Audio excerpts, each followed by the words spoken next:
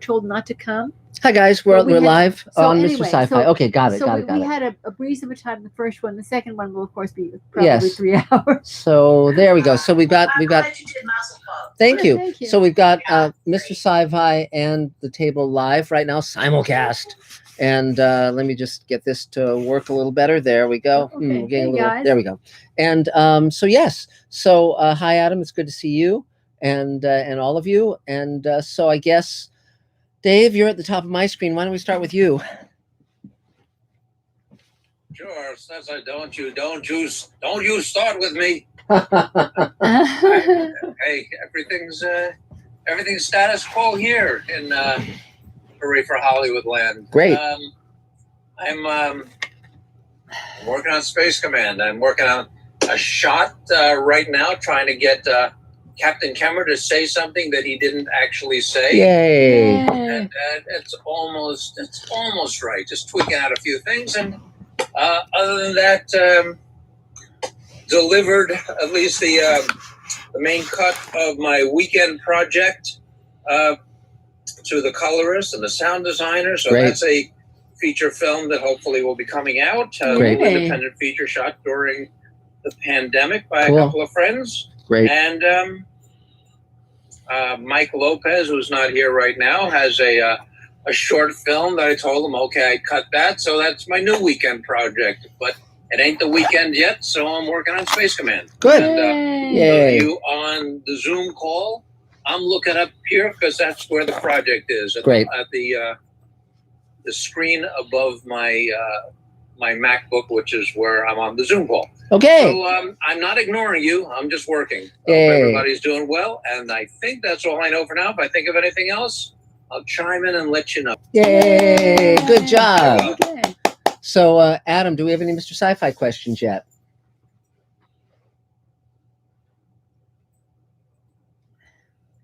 Okay, we can't hear you. Adam? Oddly, we can't hear you. Okay, 1 minute. Okay. There it is. There we go. Yeah, we can hear you now. There you go. I thought that might be the problem. Yes. So, hi guys.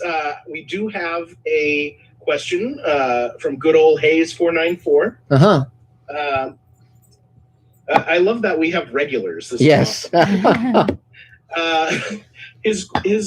He says, I enjoyed your last Mr. Politics video. Thanks. Will you consider doing a future video on your thoughts on former President Reagan? I read in a TNG episode you wrote a leader based off of him. I didn't, but others on the show did. Sure, I'd be happy to talk about Reagan. I mean, it might be kind of fun for me to do a Mr. Politics on my favorite presidents and my least favorite presidents, you know. And sure, absolutely, that'd be fun. Yeah, and, I can put a bug in his ear because I was in social work when he was elected, and everything went to hell in a handbasket. Yes, because Elaine ran a federal program for seniors and the handicapped. Yeah. It was a pretty handbasket. Yeah. Anyway, but not to get onto that. So great, but yes, we definitely will. So let's see, Carol, I guess you're next on my screen. Sure. Great. I'm very happy to be here. I love Adam's t-shirt. Yes. Yay. Yes. So cute. It's so cute. I expect you to start flying through the screen. I'll it's all right. And let's see a couple things. Sometimes it's hard for me to talk about what's going on because I'm used to saying my agent sent me on so-and-so and I got it. My agent sent me on so-and-so and I got it. I'm going to brag. I used to get 1 out of 2 commercials. That's great. That's great. I know. So like saying like what's kind of in the mix, it's like I feel like inauthentic, but I'm going to anyways. Sure. Here's 2 things in the mix. Good. My ballet teacher realized I write, and she sent me to a wonderful manager, and we had a great talk this week. Wow. And the woman's really, I mean, she's kind of like me. I like her. It's like good people. I like her. She handles mostly book writers, which I have. But then all of a sudden she said to me, "Oh, and by the way, I'm real connected in animation." I went, "Cool." Real. So let me send you my animated pilot. So I don't know what's going to happen, but I really liked her. I wish her the well. I'll keep you posted.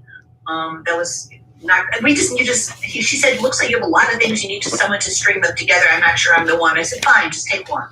I don't care. Okay. So it's now it's out of my hands. They got my animation pilot, she and her associate, and it's like whatever, you know. But I really liked her a lot. It was very nice of my ballet teacher to initiate that. Yeah. Cool. Very sweet. Another thing, let's see. Yeah, a guy I met at American Film Market who is a producer in Montreal has been really sending some of my stuff around. Oh, good. Oh, Yeah, he really sent some of my stuff around, and I spoke with a couple of people today. Again, I'm very honored, but until I see some, real serious traction or a check in my hand that I could wave. And right now it's just fun, and it uplifted me a little bit. Well, really, really. just remember, if there's anybody that is who you're waiting for a call back from, or anyone you wanted to call, now is the time to call and say, I'm getting a lot of heat from here and from here. I see what you're saying. But you're somebody that I really love the way you work. And so just to let you know, I would hate for, Hate for you to lose the opportunity. I would hate to lose the opportunity for us to potentially work together. But I'm getting a lot of heat from here and here. So it's when things start moving, instead of saying, but they're not concluded, it's a good time to make those calls. Thank you. Yes. I really appreciate that. Sure. And I have a quick question, like 2 questions in one. Of course. I'll Sure. try to be brief. No, it's fine. I know it's a little extensive, but when you write a horror or a sci-fi script, Yes. are either of those different than just a typical script format kind of thing? Yes. Okay. It's a slightly different style. I mean, in horror, it's a little more percussive. They turn and the monster is right there with an exclamation point and caps. You kind of write it where you kind of really kind of nail the scary moments. That's a good word. It's just a little more percussive. And then science fiction, it's a really good idea to have your science nailed down or your pseudoscience nailed down, and also if there's a cool visual, you'll detail that a little more without going into insane detail. So it's just a bit more visual in that way. It takes a little more time to describe because you want it very clear, but in very few words, Yeah. or else the designers will be unhappy. Yes. So you want to have sort of the general, I came into the room and I saw, so you don't have to detail it, but you want the emotional underpinnings of what so I'm clear on what it feels like. Right. But also if the science you're referring to, or the science fictional element you're referring to, is one that people would generally be familiar with, a giant starship appears, that's okay. But if you're dealing with something that people haven't seen before, then you have to go into detail and explain. Sometimes you'll even have to explain the science behind it. So That'd be fun. yeah, but again, you don't want to go into too much detail because people will just skip it if it's too much detail. So, But research is critical. We've been watching more than we should, because we're at home a lot. And the researched pieces like Greenland, something that was well researched, yes. versus the pieces that aren't researched, it just makes them seem very shabby. The ones that aren't researched, yes. Yeah. Yes. Okay, cool. Anything else, Carol? I want to show you my heart for Valentine's Day. Oh, yay. 3 yay. cheers. That's great. That the Tin Man got or something? Yes.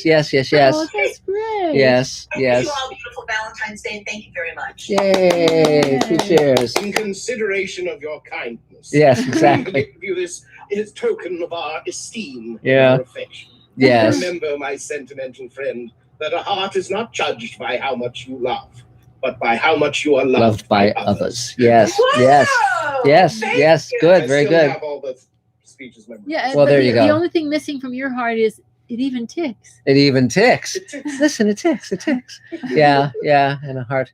Yeah. Yes. Okay, there we go. So, okay. So are there any Mr. Sci-Fi questions, Adam?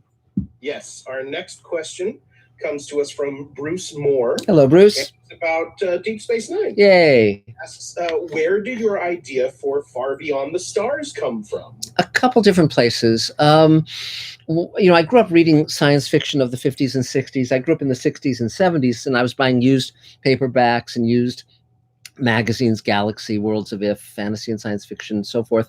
And so I was very aware of the world of 1950s science fiction, particularly the writers. And then when I was a teenager, Theodore Sturgeon became a friend and mentor. He was one of the great writers of that era, as well as a great writer for Star Trek, the original Star Trek. And I saw that he, although he was very, very famous and held in great esteem at science fiction conventions, he was living sort of this impoverished life.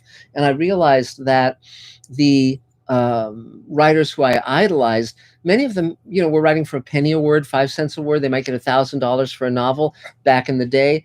And yet that world had never been shown to the wider science fiction audience that grew up with Star Trek and Star Wars and so forth. And yet those things would not exist if not for that earlier world of people doing it for the love of it. And then Harlan Ellison did a tape where he reminisced about what it was like to write for those magazines back in the day. And he mentioned, for instance, that they would sometimes commission the artwork first, the cover art first, and then the writers would rush there to be the first to see the artwork and then rhapsodize about how brilliant it was so that they get the assignment to write the story. And so those were sort of the beginnings of it. And then I, when I started talking with Ira Bear and Ron Moore and Hans Beimler and so forth, we started, the notion of having it be about race came in, and that was just, that was Ira's idea, and it was terrific. It was absolutely a terrific idea. We all got very excited and knew that it was going to be one of the great episodes of Star Trek. So it was very thrilling. And at the time, I was a producer on Sliders at Universal, and so I had the experience of having 2 studios shooting 2 of my scripts the same week. And I actually got a photo with both casts the same day at Universal and Paramount with me in the same clothes. And so that was, of course, a writer's dream come true. So very, very fun. It was an episode of Sliders I wrote called Slide Cage. And so, yeah, it was really terrific. And oddly enough, I wrote a role in that script for Armin Shimmerman, who played Quark on Deep Space Nine. And because they were shooting my script at Paramount that he was in, we couldn't get him for my episodes of Sliders. The overlap wouldn't work. And so so we had to cast another actor for the role that I actually wrote for Armin on Sliders. So pretty fun. But it was great. It was great. So let's see. So I guess, Christina, you're next on my screen if you want to go for it. Yeah, hi guys, I'm Christina. I feel like I know most of you. I'm an actress and writer and comedian, and so what I'm working on right now is tomorrow I'm launching the crowdfunding campaign for my short film Waiting for the Punchline, which kind of combines all the things I do, Adam. That's why I emailed you. I sent a little mini survey to between 5, maybe 8 of my friends from various friend groups just to see I'm doing it through Seed and Spark. So I did Kickstarter 7 or 8 years ago, and that was right before I did Superrunners with you guys, and kind of figured out how to get the project actually off the ground once we shot it. Mm-hmm. So I've learned a lot since then, and I really like working with Seed and Spark because they kind of helped, this little survey I did to see what streaming services people use and what kind of music people listen to, because that'll help us figure out what music to put in for our audience. And anyway, I'm having a lot of fun with it. I was super scared to do it because it's not easy, and we were successful before, so it was a good experience, but I was 23, it was scary, and I wanted to wait a while before I did it again. And I'm really excited about this project. It's about a girl who from the Midwest who follows her comedian boyfriend out to LA and then finds out that he's cheating on her. And now she has to sort of make lemonade out of lemons. And it's about basically finding that your setback can really be a setup for your biggest comeback. And cut to the comedy club. Anyway, that's what I'm doing. And I just need to be here and listen to you guys and just have a little space before I start it out tomorrow. And I just want to hear what you guys have to say. And yeah. Okay. Well, 3 cheers. Yes, Yay. congratulations. To be here. Great. Yeah, congratulations well, good on luck. all the hard work. Yeah. Good luck. And Thank you. so, yeah, I mean, crowdfunding is an interesting and very, very stressful experience. But when you succeed, it can make all the difference between getting something made and not. I've done 6 crowdfunding campaigns, I think, and all of them have been successful. I've raised about $1 million on Kickstarter, and we're about to launch another one in a few weeks. And so, yeah, and it's a completely different world, but very, very fun, very neat. So so great. So Adam, is there another Mr. Sci-Fi question? Yes, we have our next question from Scott Baker. Hello, Scott. And he asks, is the table available for advice on a project not of a commercial nature, but such as a project for genealogy, creating a DIY family media archive and personal biography video kit? The table is specifically film, TV, and books. So it's really not about something like that. That's sort of a side venture. So what, darling? Well, I mean, that would be a thing where if you wanted, you could, if you had specific questions, you could email me at markzicree@gmail.com, and I could pass along the word and see if anyone had insight or could advise you. But it's not the specific purview of the table. So, but again, that, but I'd be happy to look at your question and see if there was some way of getting you whatever information you needed. So that's sort of the answer to that one. So so I guess, Adam, you're next on my screen if you want to take your turn. Sure. Yeah, I'm waiting for a press conference that's supposed to happen. For those of you who can't see, I'm here at the Four Seasons total landscape. That's very funny. That's very good. How's your hair dye holding up? Yeah, it's melting. It hasn't run yet. Yeah. So These colors don't run. But anyway, great. For those of you who don't know, my name is Adam Sartain. I am an actor, voice actor with over 75 different voices, accents, and impressions, and a tuba player, and I'm an associate producer on Space Command. Yes. So I went out of town this week, and of course, what always happens whenever I go out of town is auditions come in by the bucket load. And it was just like, I was having nothing. So I guess from now on, if ever I'm having a slump, yes, what I have to do is just go out of town, and then auditions will magically come in. Yes. Because then I'm not in town to be there to do the auditions. Yes. It turned out there was a self-tape option, which of course I didn't have any of my equipment. So I had to MacGyver all these things around in my mom's house. But I taped the audition. It was lit. You could see my face. So I'm pretty proud of that. Great. It wasn't on time necessarily, but it was like maybe a couple hours late. Also due to my mom's very, very slow internet connection, which is even slower than this. So, but that, and then just today I did another narration, a voiceover gig for 1 Minute History. I now have 3, and with this one will be 4 episodes up on their YouTube channel, 1 Minute History. The latest one is Tadeusz Kościuszko, and I know I pronounced that right because I had to do it over and over until I got it right. So if you want, it's their latest episode that's out right now. You can check that out on YouTube. Great. I think that's about it for now. Okay. For me, yeah. Yay! 3 cheers. Yay! So, Adam, is there another Mr. Sci-Fi question? Yes. Geez, I'm doing triple duty here. Yeah. Wow. We've got Bob Rich with a question. Hi, Bob. In TV, film, and literature, what trends do you foresee in science fiction in the 21st century and beyond with regard to the kinds of characters, stories, and themes that will be explored?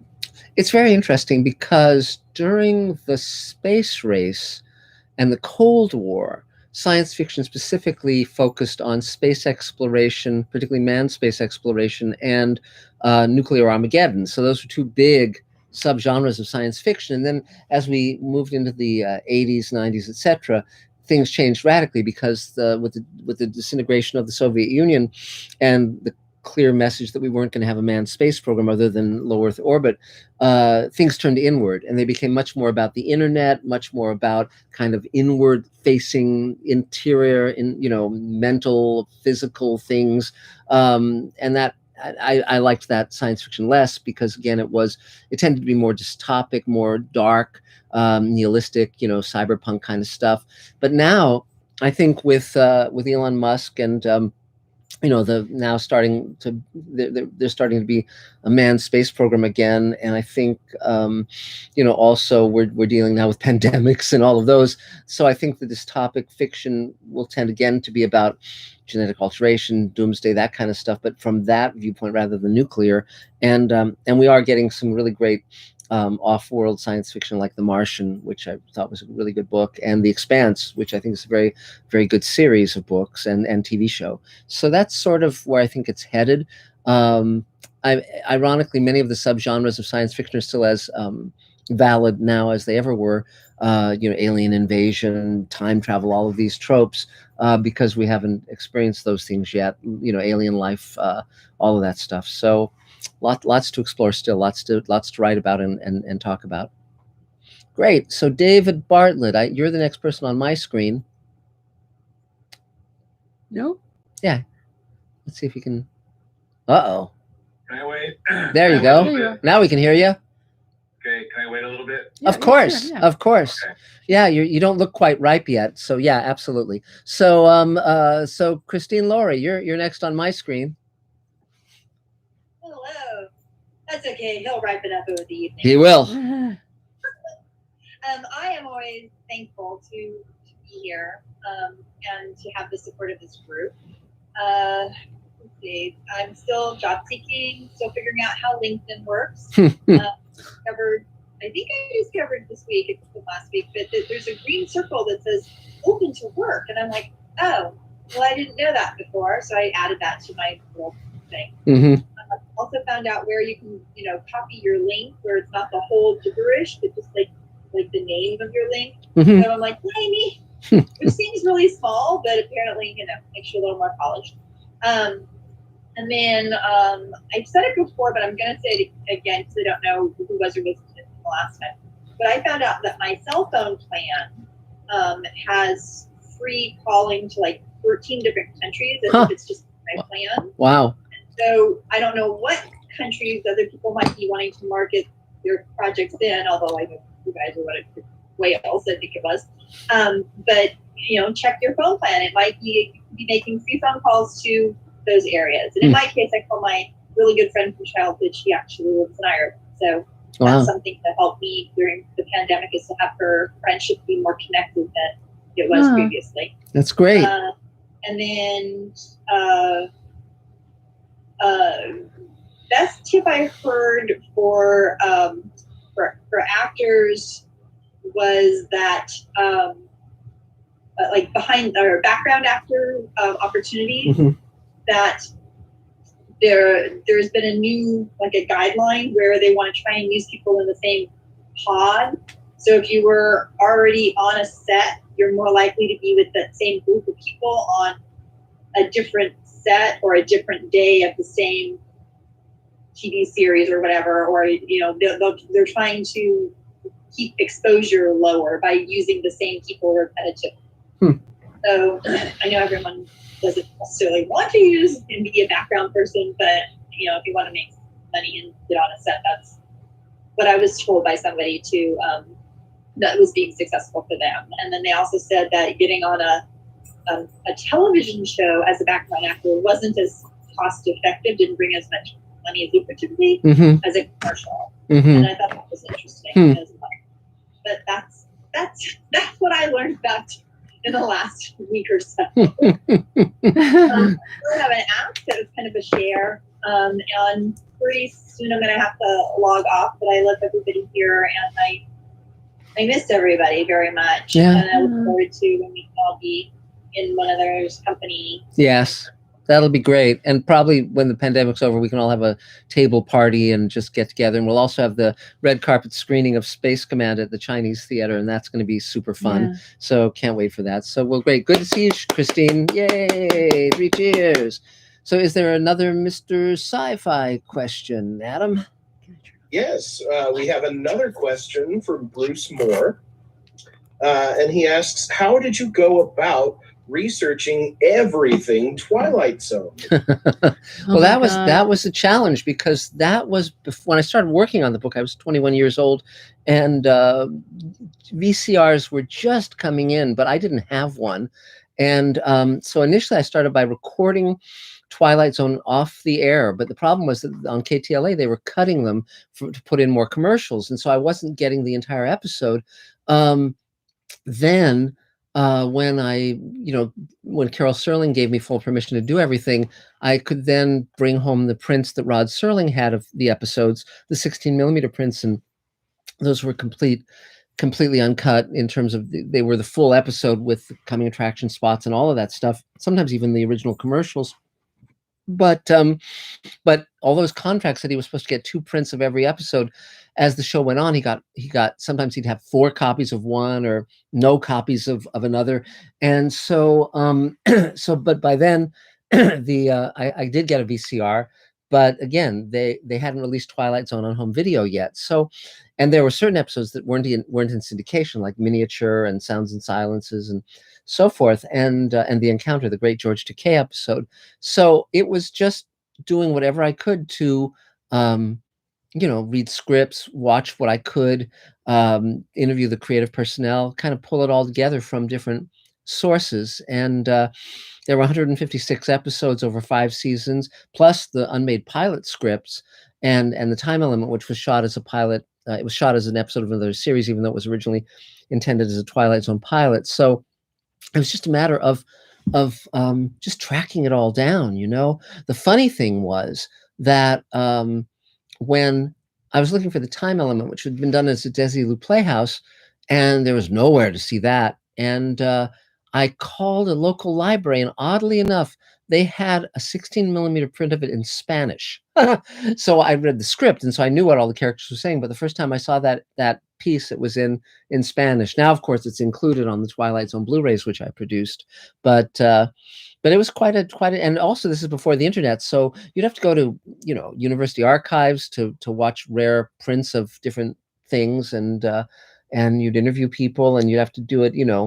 I'd go in person to interview people, and William Wyndham came to our William house. Wyndham came to our house. Bill Mummy did too. Yeah, he looked down after the interview and he said, "Oh, I've eaten all your cookies." Yeah, he was a great guy, and but again, I was so glad that I did that, because I conducted most of those interviews in 1977, 78.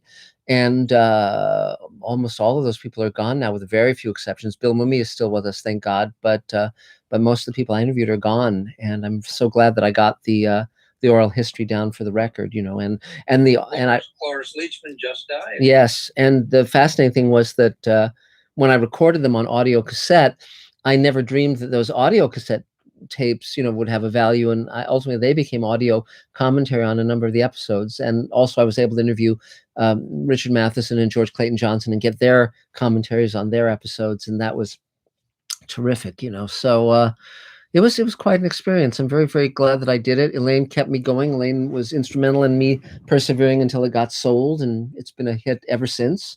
And it's wonderful to be a world expert on something of quality. So pretty fun. Who has the rights to the unproduced scripts? That's an interesting gray area. CBS claims that it has some ownership.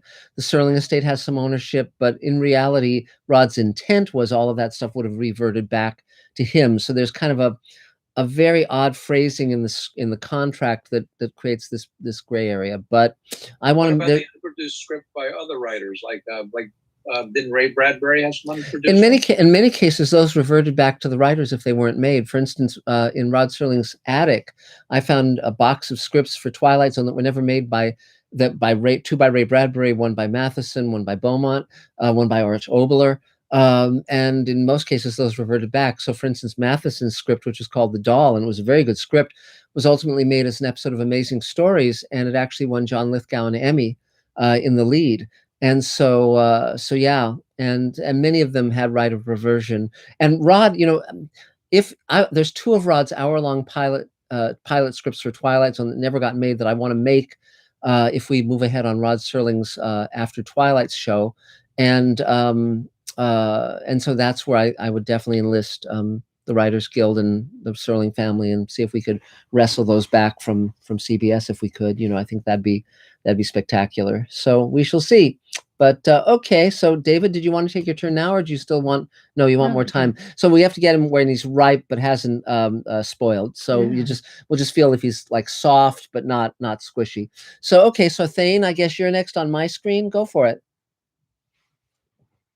I think I'm soft and squishy, but part of your charm. Thane Allison, SAG-AFTRA character director.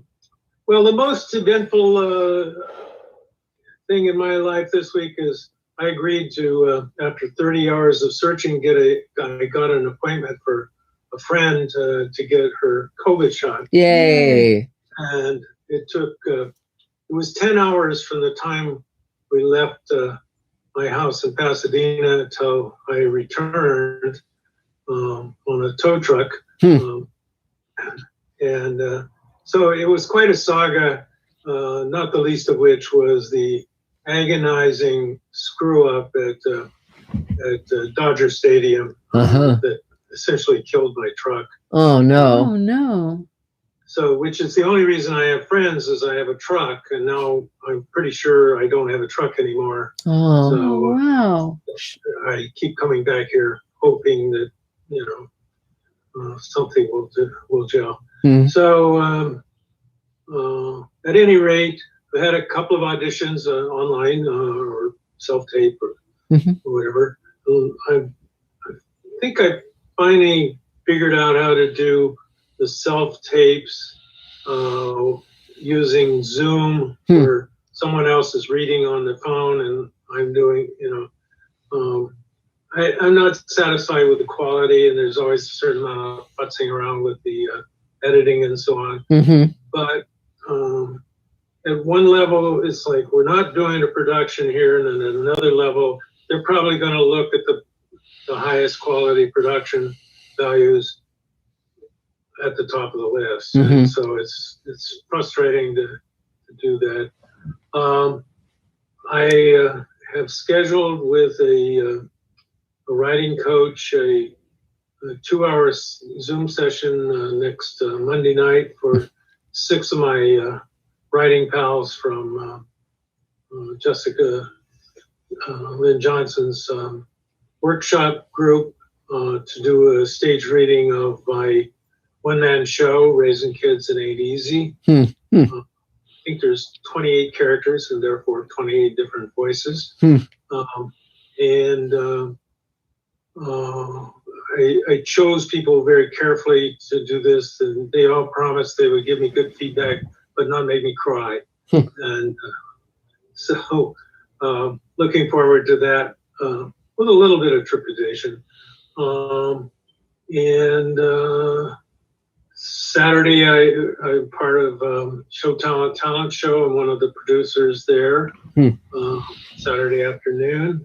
That's a pre-event where we have a couple of industry people there to make comments on the talent that we've invited to present. And then on Sunday, I have my regular photography work with Sandra Lord's Let's Do Lunch.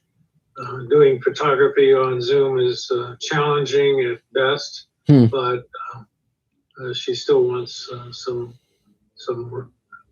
photographic record of who was there and how people looked and so on. So that should fill me up through Monday. And in the meantime, wrestling with the question of, do I buy a car I want or buy a car that's practical? Well, I think I've sold out to the practical end, but I feel like I'm you know, in Hollywood, if you have a pickup, you have some credibility. Yes. Yes. If you have an SUV, a small SUV, it's just an old man's car, you know. So what car would you want? You're not I talking have like lusted. you're not talking like a 13 episode pickup. No, I'm looking at. I'm lusting after the new Porsche Taycan. Mm-hmm. Well, which starts at $80,000. Nice lusting. Yes. If you want seats and a clock and a radio, then it prices out at about 130 plus tax at 10%. But it's all electric. Yes. Wow. Well, it'll pay for itself, you know. In time. So I keep hoping that $20 million movie is around the corner and I can ask for that as part of the perks. Yes. That's great. Well, there's so in the meantime, working on my skills, staying creative, writing on a regular basis. I wrote a 4-page story of the saga of getting the vaccination in a sort of I see it as a horror comedy in a movie, and that will be fun. I'll just stop. But I sat for over an hour on a freeway off ramp with a dead truck. Cars were able to pass me on the side, luckily. Otherwise, I probably would be dead. And waiting for AAA to show up. And more than a dozen people stopped, rolled down the window and said, "Do you need some help? Can you help? Can we help?" That's great. And 3 sets of guys parked their car, came back, and offered to push me out of the way. The problem was there wasn't any place to push to that wouldn't block traffic in a worse way. So it kind of renewed my faith in humanity that, you know, for the most part, people were very understanding and whatever. There were half a dozen that got on the horn, and it's like, okay. But, you know, it was just really nice to have people reach out and care at 10 o'clock at night. Wow. A very dark place. That's good. Offer help. Well, good. Cop drove by, didn't even wave. 2 other AAA cars went by, didn't even honk. But the neighbors did. And that was great. Good. Well, great. Well, good to have you here, Thane, as always. So, cheers. Yay. So, Adam, is there another Mr. Sci-Fi question? Yes. Our next question comes to us from Ozzy. Hi, Ozzy. Who says, "I just saw a fan-funded documentary about Deep Space Nine called What We Left Behind. Yes. Is something like this being planned for Space Command or any of your other projects?" Yes. We are looking to put together a documentary on the making of Space Command, and we have a ton of material that's been shot. So that is a possibility in the future. Yeah, absolutely. And so there's, that would and probably when we do the Showrunners Network, we'll be documenting a lot about it. So that would be also very interesting too. So thanks for the question. So let's see. So Bonnie, I guess you're up next. All right. Good to see everybody here. And Adam, Yes. hopefully you're fully recovered, I guess. Yes.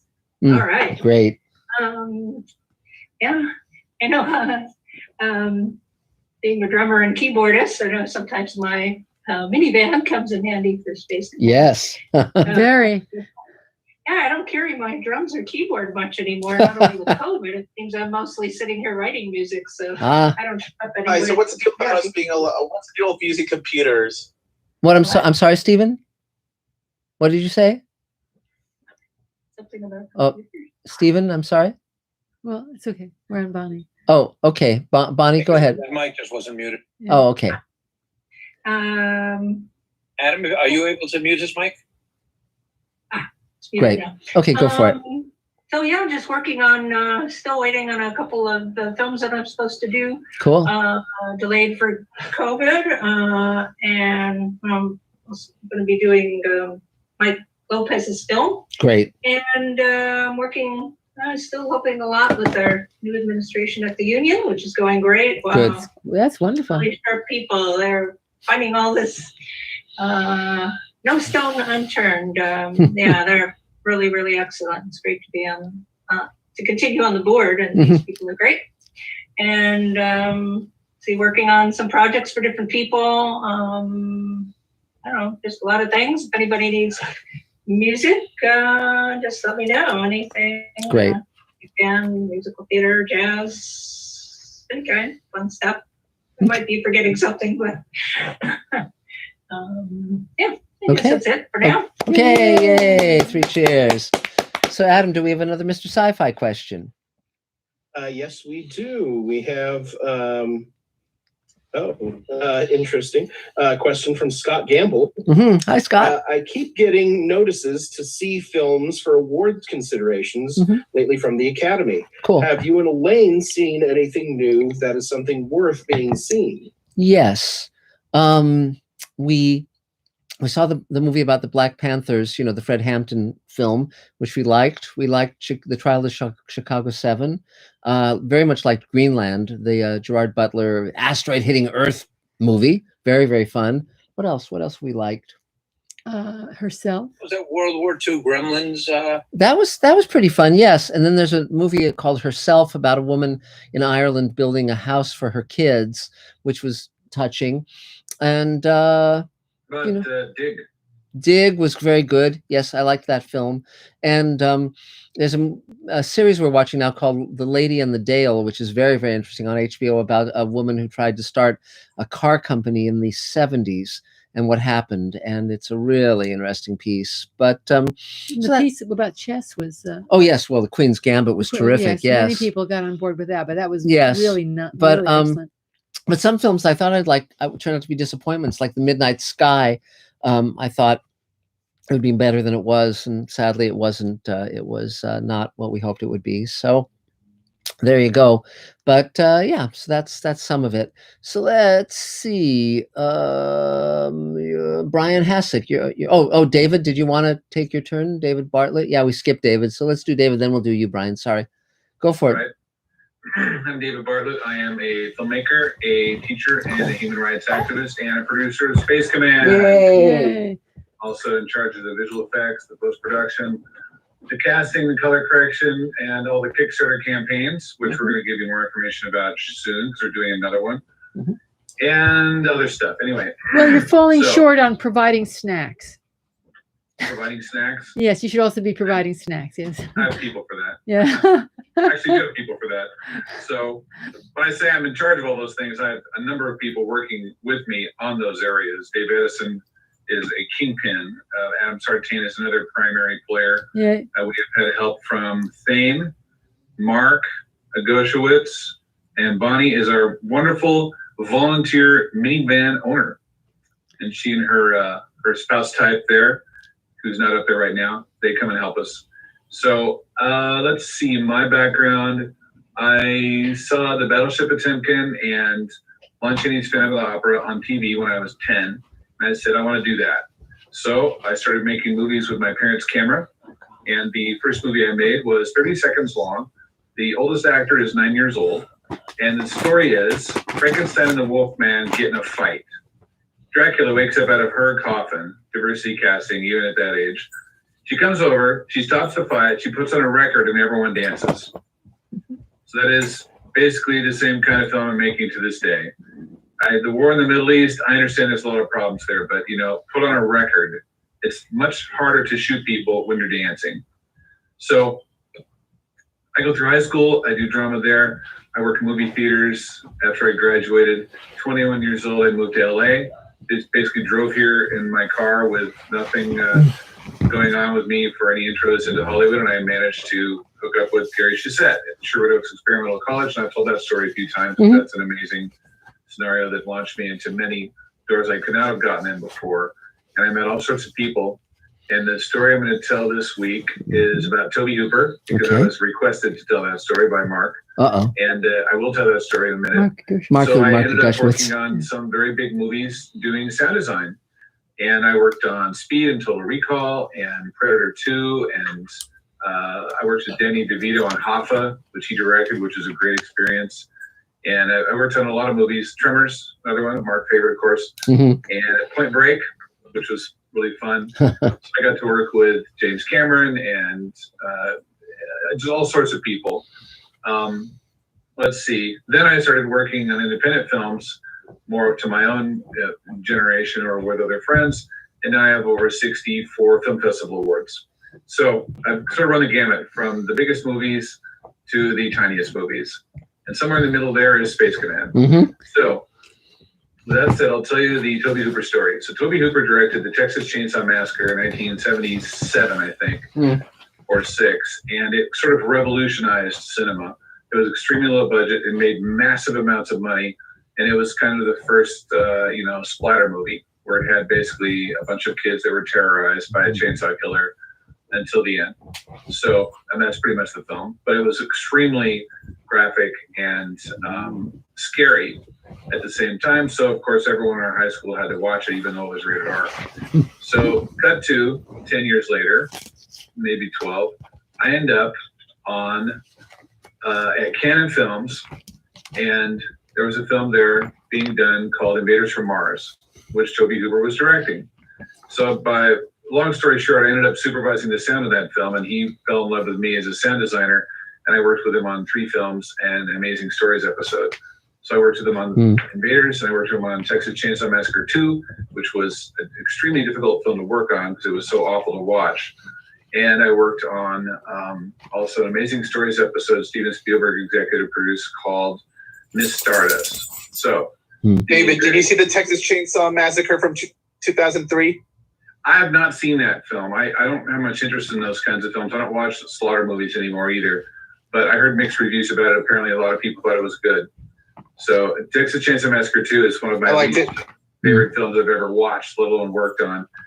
When you do sound on films, you end up watching the film over and over, and sometimes it's in 10-minute segments, and sometimes it's the whole film, and I added up. But I watched the Texas Chainsaw Massacre Part 2 62 times. So there you are.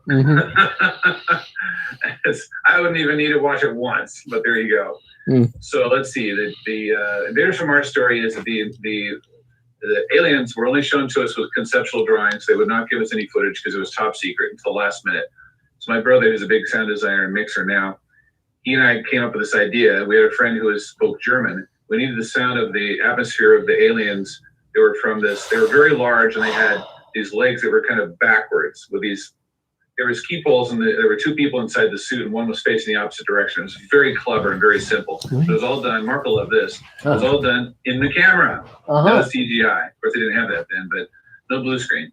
So these things look very strange. They look like 10-foot high piranha with 4 legs is what they look like. So what do they sound like? So I thought, okay, well, they're going to murmur and sort of be wandering around in a scary way because I have to look inside their cave entrance and say, oh my God, what's in there? So I had my friend and 3 or 4 others record some German lullabies very slowly in German with each other overlapping, and then we reversed them, and then they learned the phonetics of the German backwards and said it forwards, and we reversed that. And the 2 combined ended up being this really swarming kind of seething pit of aliens. Cool. So that's my Invader story. Then I have the Chainsaw Massacre 2 story is, I have a great picture of Toby Hooper holding a chainsaw over the editing machine I was working on with me acting alarmed. And that was one of my favorite pictures of my career for a long time. Toby, for the record, was an extremely nice person and very friendly, and you would never imagine that all this horror would come out of him, but it did. It was really something. So then the Invaders from Mars, then the Miss Stardust story was Dick Shawn is a host of fashion shows. He had a Miss Universe pageant. So an alien comes down and points a laser at him and says, you can't use the Miss Universe name if you don't have people from other planets in the contest.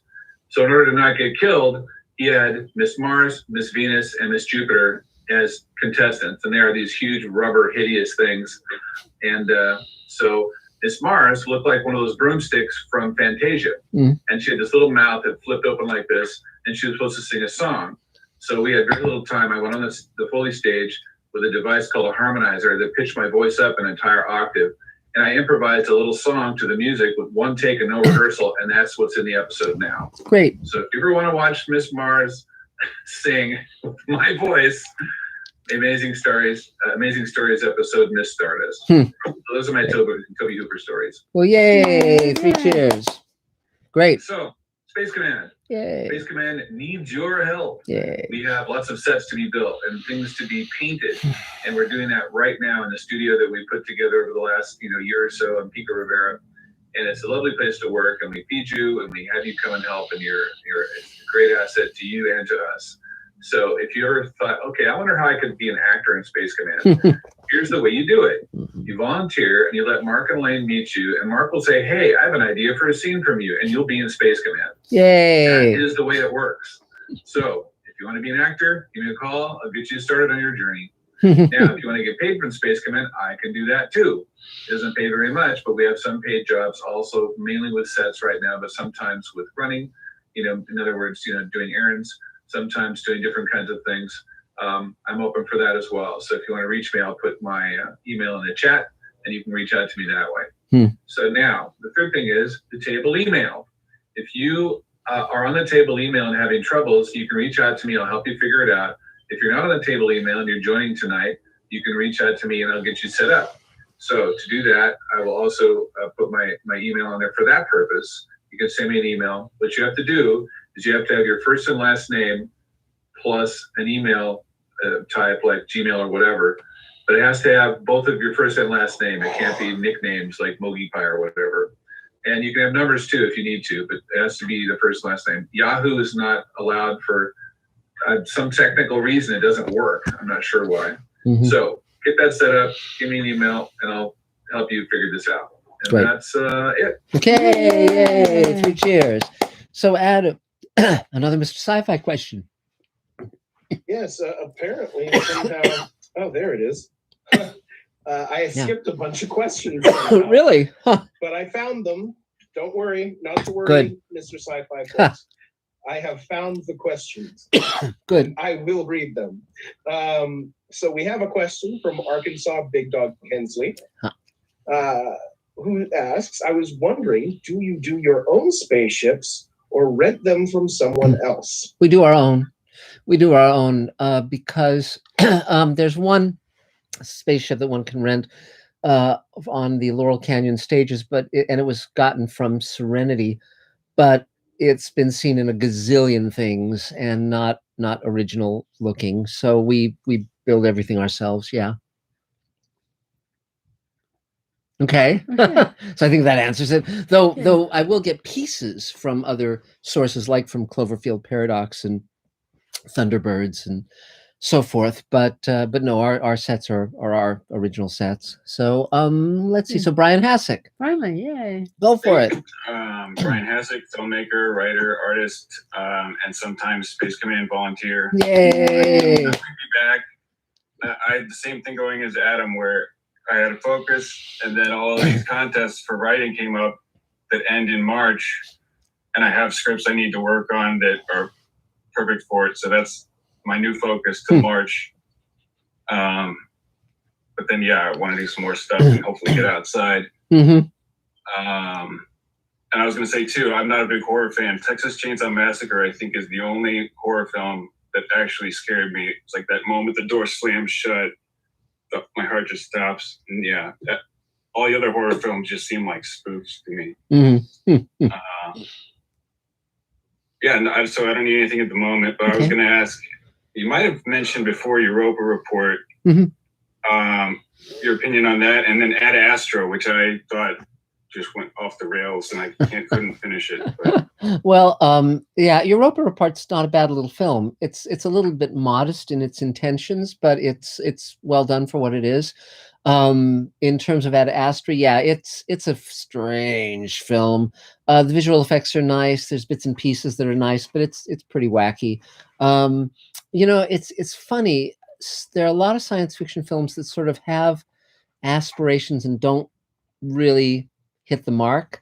That's sort of why I rather like Ridley Scott's later science fiction movies, even though they're not good, because he brings so much power of visual design to his films. In fact, I just got some of his own Ridleygrams, his drawings from Prometheus, and you talked about that, yeah, very, very cool. But I'm jealous of that. yeah, but there are many science fiction films that just, I mean, like Midnight Sky was a great example, because it was like really nice visually in certain ways. I like George Clooney. It was well intentioned, but didn't really, deliver the goods.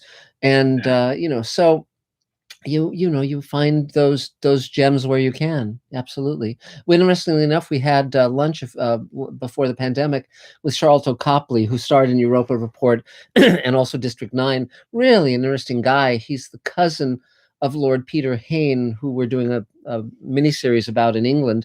And so he's Charlton is someone I very much would like to work with. He's very interesting.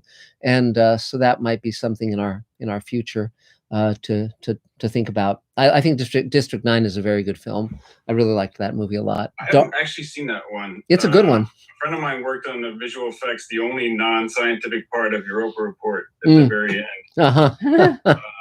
Yes. But yeah, I'll watch District 9 because I kind of passed on that back when it came out. It's a good one. So okay, so let's see. So Adam, is there a Mr. Sci-Fi question? Yes, we've got another question from Scott Gamble. Hi, Scott. He says, I love Grizzled Space Jockey. Thank you. Sorry you chose to kill him off, as he was a very interesting character. Well, as I often say, in science fiction, you just save the nose and then you can clone them. I mean, it's...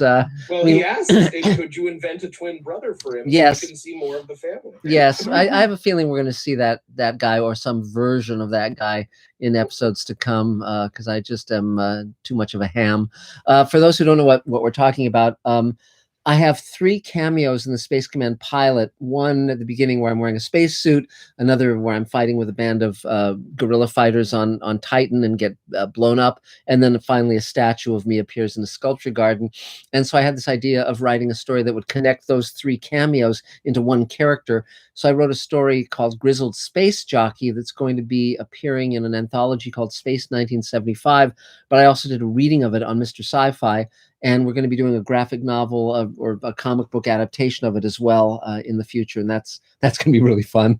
And yeah, I really enjoyed writing it, and I'm pleased with it. I haven't written a lot of short stories in my life, but I mean I've written some in my beginning career, but in recent years I haven't done that very often. So it was nice to be able to pull it off and write something that I actually liked. So. Really fun.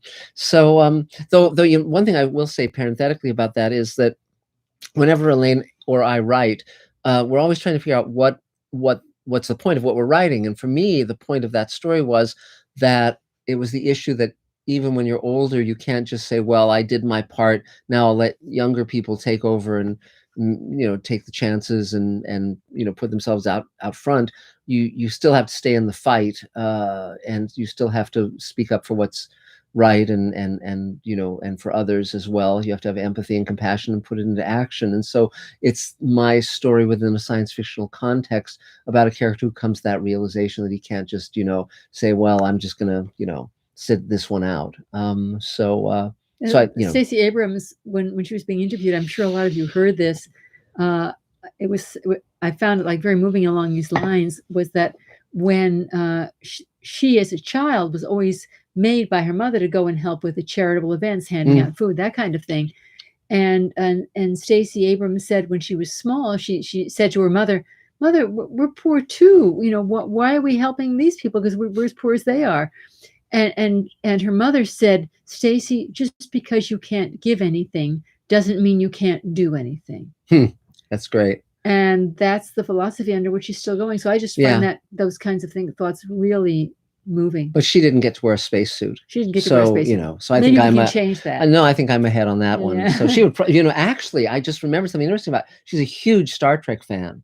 So if we ever reached out to her and said, "You want to be in Space Command?" she probably would say yes. That would be amazing. That's something for us to do in the future. So great, 3 cheers, yay! So now it's Marka Gushowitz, the immortal Marka Gushowitz.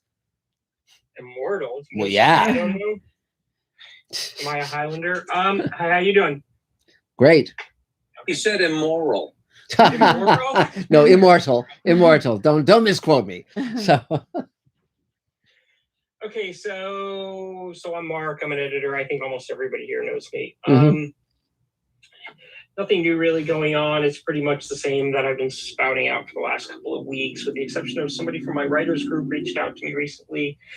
Might want me to edit together a 90-minute play that they plan on shooting. 2-person, 1 table.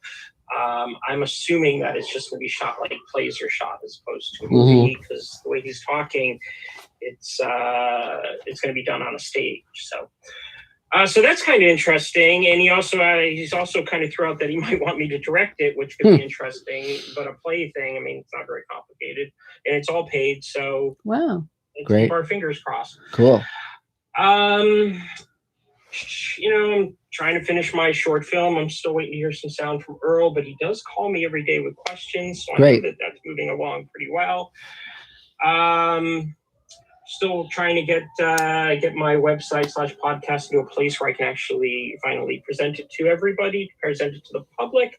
I do have one question that I've been meaning to ask for like 4 weeks now, and I keep forgetting. Sure. I am the worst person in the world for titles, and I'm trying to come up with a name for my website / podcast. And basically, it's devoted to unseen, underseen, and misunderstood films. And so if anybody's got any kind of name that they might,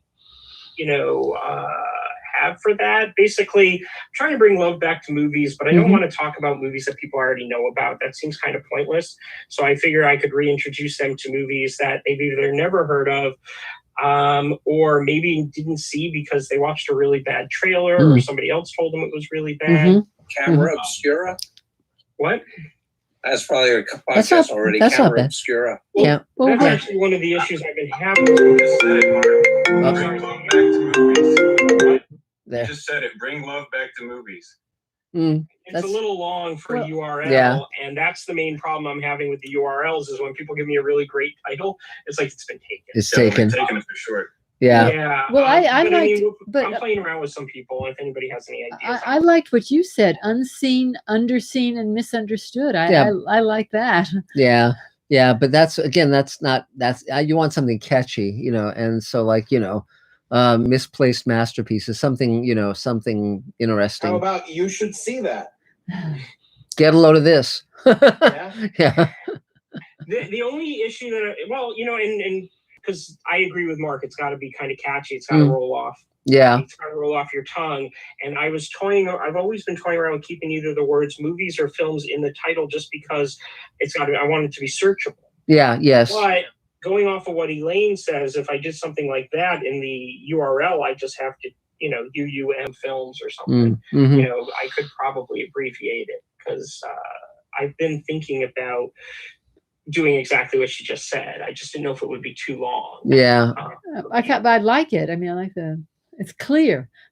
Right. And it basically says exactly what the website / podcast would be. One of my favorite podcasts, if you guys haven't heard it, you should check it out. It's called Books versus Movies. And that title just basically says what it is. Yes. These 2 women in New York who talk about the book and the movies and discuss how they are similar. And it's actually a really good podcast. So I'm trying to come up with names for that. Yeah. And I have a Space Command type question for Mark, but before I get to that, I wanted to just, because Dave talked about Toby Hooper and its Texas Chainsaw Massacre has been mentioned a number of times. My Texas Chainsaw Massacre as being one of the most, an experience that I've learned the most on stories, basically when I was in film school. The teacher said you have to pick a movie and you're going to write 5 papers on the movie, concentrating one on acting, one on directing, one on production design, and so forth. And everybody was going around the room saying stuff like, Casablanca, Citizen Kane, and they were choosing all the typical movies. And when it got to me, I just decided I wasn't going to do a typical movie. And I had never seen Texas Chainsaw Massacre at the time, but I figured it would be the one that nobody would expect. So I just blurted it out. And so I had to do 5 papers on Texas Chainsaw Massacre. And it was a huge learning experience because you watch that movie and you realize, first of all, there's really no violence in it. Mm-hmm. The production design is amazing. The directing is really well put together. And you start to realize, even on a movie like Texas Chainsaw Massacre, the thought process you start tearing into it is really, really interesting. And that's when I started realizing that you didn't just have to study art house movies. Yes. Well, whenever I talk to film buffs, they'll like list off all the standards.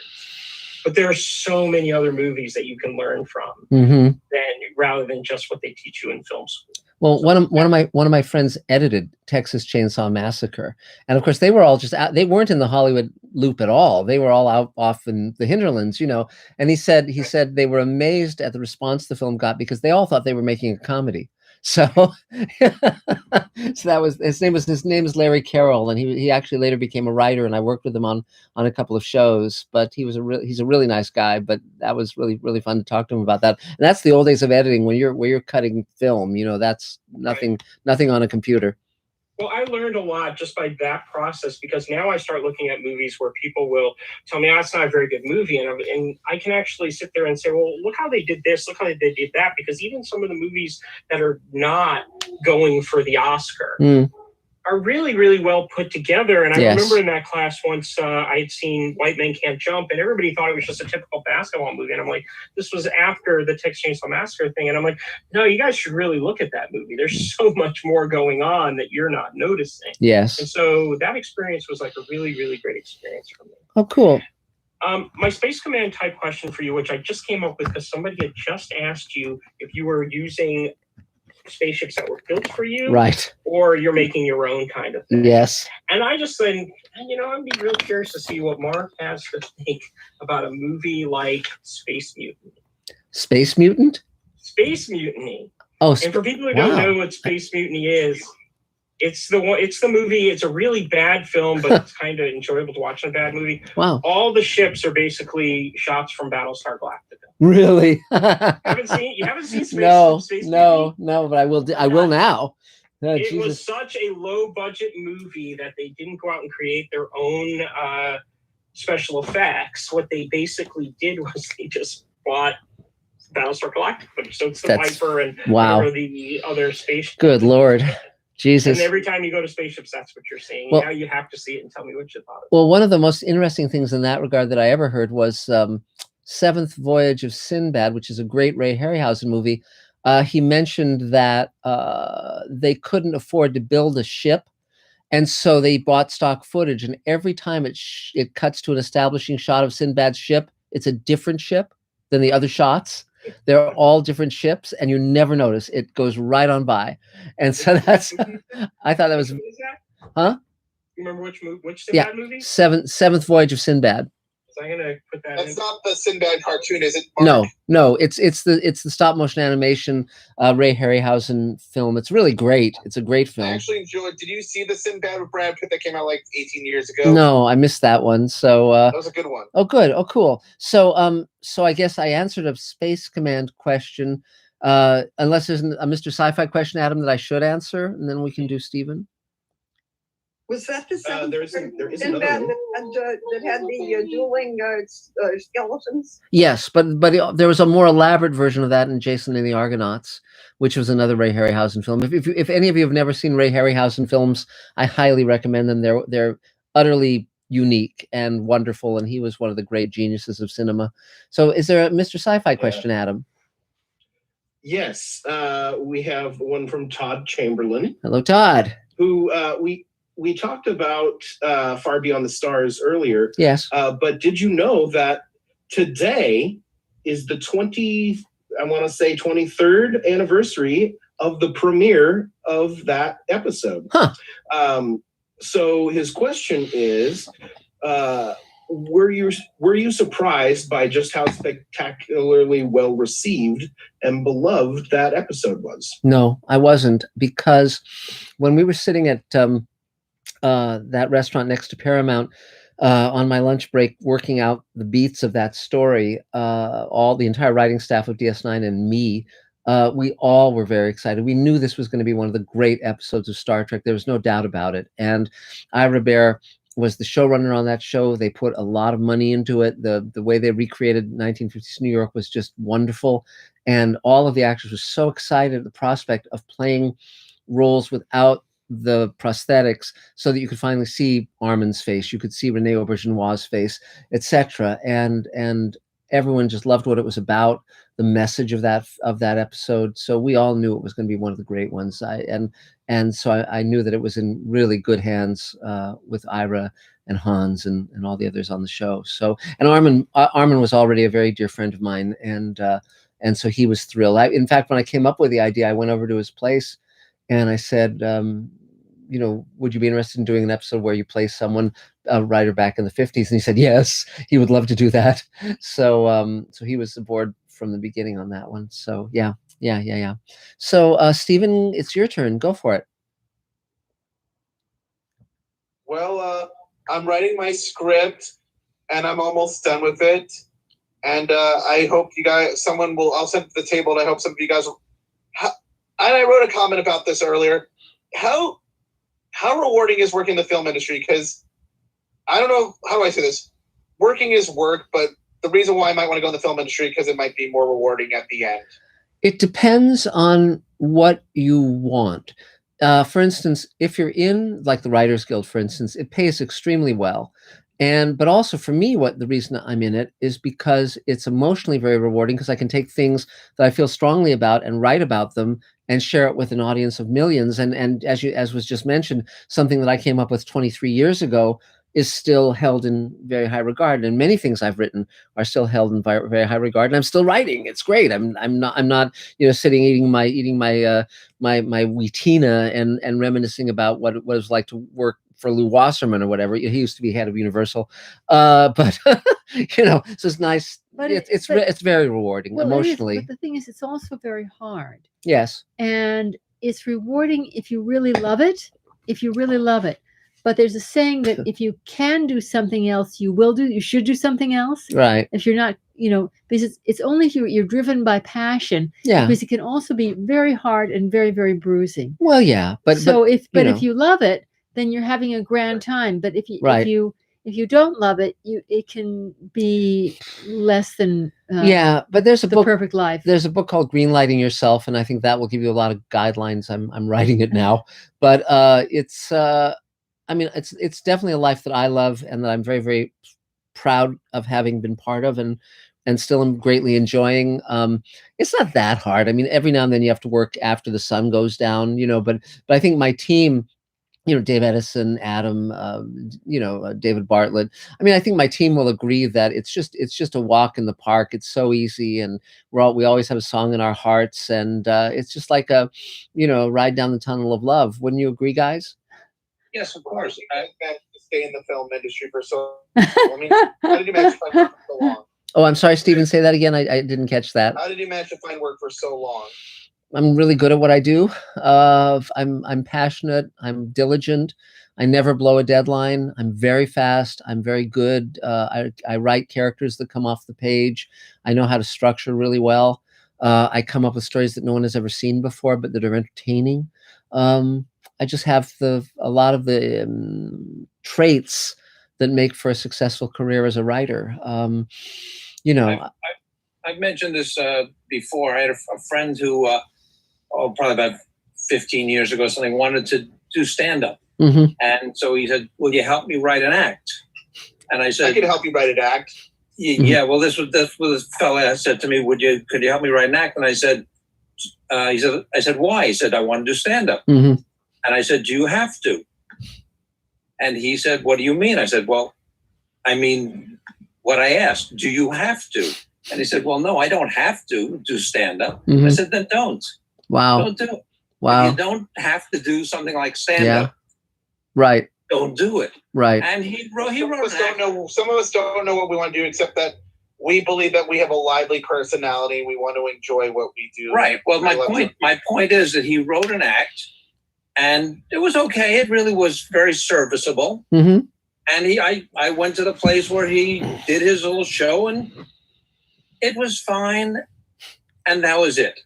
I mean, he didn't, in the long run, he didn't have to do that. There was something that was more important to him. He was still in showbiz. He ended up being a working voice actor who's still got a day job, but a working voice actor. But it's one of these things. Do it if you have no choice. Well, I don't know. I mean, look. I mean, here's my basic bottom line on all of this is. Well, my passion is travel and just living my life. There you go. I love to watch movies and I love to give my point of view on everything. And I at least did at one point before COVID and life happened. I did want to work in film industry, and I don't know nowadays if I want to, because I got to experience. And while I don't dislike it, I don't have the it's not as much fun as it's made out to be, I think. Depends. It depends. I mean, I've always been very focused on having power, because power allows you to have your way with what you create. And that for me is very, very important. If I was just writing stuff that other people were wrecking, I mean, that's why I chose a career in TV rather than in film, because writers are treated like crap in film, unless they're directors as well. And, so I got a lot of very good advice, and I charted my path, and I modeled my career after writers that I admired and got to know them, and they became advisors. So, there's a lot of ways to kind of save yourself a good deal of heartache if you're smart. But again, it depends on if you have the personality for it. I fortunately do, but I'm very, very driven, very, very driven, and ambitious still. So, Can I pitch on this, Mark? Yes, of course. I'd like to maybe get an intern. Maybe I'd like to try to do something in Orange County when COVID ends up, to get some real experience. Sure. Yeah. Not a bad idea. David, you had something you wanted to add? Yeah, and I can say what my view on that is. I knew from a young age that this is all I ever wanted to do, and I realized at some point when I was quite a bit younger than I am now that this is what I am. It's not like I can do something else. This is what I am. So I have two ways that I express that. One is a friend of mine went to a convention in Las Vegas called Show West. It's a very unusual convention. It's where all the owners of the movie theaters go, and they hobnob with the movie stars and the famous directors and the studio executives, so that they become encouraged to buy the films. So a little tiny Bijou theater in Ohio can meet with Matt Belkemmer or the head of Paramount. So a friend of mine went there, and she came back with an autograph for me, and it was a big 4-page fold-out of Daily Variety, and it said, it was from a little-known movie at the time that no one had ever heard of, and it was called E.T. And it was signed, David, work hard, never give up, Steven Spielberg. And I still haven't met Steven Spielberg, but after 40 years, I guarantee you that quote has come up to me more than once in my memory and encouraged me. So the other one is a film that Francois Truffaut made about directing. It's called Day for Night. And there's a woman named Natalie Bay who plays the script supervisor of the movie he's making.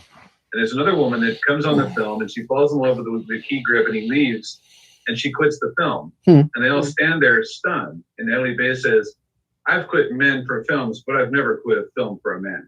Yes. And that really, to me, sums it up. If you have even a question about whether or not the film industry is something you might try, you can try it. But I guarantee you, it's got to be in your blood, or sooner or later, it's going to find a way to get rid of you. An interesting. Oh, Michelle, you had something to add? Yeah, I think Stephen may have said something very revelatory about himself. He may be a film critic. Yes, but possibly. But it's possibly. He said he enjoys seeing films and thinking about them and writing things and traveling about them and analyzing them and so forth. Yes. Sure sounds like a film critic to me. Well, yeah, though it's very hard to make a living now as a film critic, because newspapers are not what they once were, magazines are not what they once were. But again, I think, Stephen, you'll find your niche, and then you'll know what's right for you. Though it's interesting, because my brother Jim worked for me on Space Command, building sets and running my studio, the physical studio, for a couple of years, and he took a fling at it, and he actually was good at it. He had talent, ability, but it wasn't what he wanted to do, and so he went back to previously what he'd been doing, which is being a manager at a Lowe's, and he wasn't circus people. I talk about people. You have to be circus folk, which means you'll go into one town, put up a tent, put on a show, take the tent down, go on to the next town. It's a certain way of looking at things, and it's in your blood, and who's that type when you meet them, But anyway, but keep exploring, keep trying things, and you'll find your niche. Security is definitely not the name of the game. No, it's not about security at all. It's Well, maybe if we can find a mentor in Orange County in the year or so. That sure, would be great. Yeah, sure, you bet. Well, 3 cheers. Good to see you. Yay. So, Adam, is there another Mr. Sci-Fi question? Yes, we have another question from L. Johnorino, who says, I've observed in many Trek fan films, the dialogue suffers from being too formal for the actors to sound like natural speech. Yes. So how do you work with delivery in the professional shows? Do you allow your actors to vary the unscripted or vary the scripted words to fit their style? No. Or do you just write unimpeachable dialogue? No, neither.